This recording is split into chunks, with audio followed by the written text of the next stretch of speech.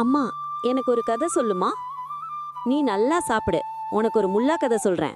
முல்லாவின் மனைவிக்கு அதிக பய உணர்வு இருந்தது. காட்டுக்கு அருகில் கிராமத்தில் வசித்ததால் சிறிய சத்தத்திற்கு கூட அவர் அலறுவது அக்கம் பக்கத்தினரால் கிண்டலுக்கு உள்ளானது. முல்லா பலமுறை ஆறுதல் சொல்லியும் அவர் இல்லாத போது மனைவி எப்படி சமாளிப்பார் என்று கவலைப்பட்டார்.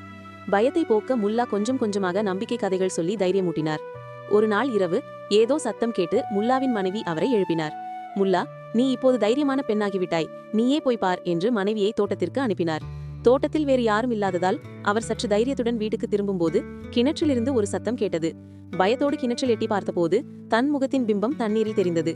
ஏற்கனவே பயத்தில் இருந்த அவர் அதை பார்த்ததும், அடடா, உள்ளே ஒரு திருடி ஒளிந்திருக்கிறாள் என்று கத்திக்கொண்டு முல்லாவிடம் ஓடி வந்து விஷயத்தை சொன்னார்.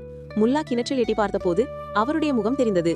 நடந்ததை முல்லா புரிந்து கொண்டு மனைவியிடம், பார், அந்த திருடி தன் புருஷனுடன் திருட வந்திருக்கிறாள், எனக்கு அந்த ஆளின் முகம் தெரிகிறது என்றார். முல்லாவின் மனைவி மீண்டும் எட்டி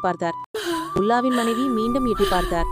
கிணற்றை தெரிவாக பார்த்தபோது அது தன்னுடைய முகம்தான் என்பதை புரிந்து கொண்டார். பயம் மற்றும் பதட்டத்தில் தன் பிம்பத்தை திருடி என்று தவறாக நினைத்துக் கொண்டதற்காக வருத்தப்பட்டார்.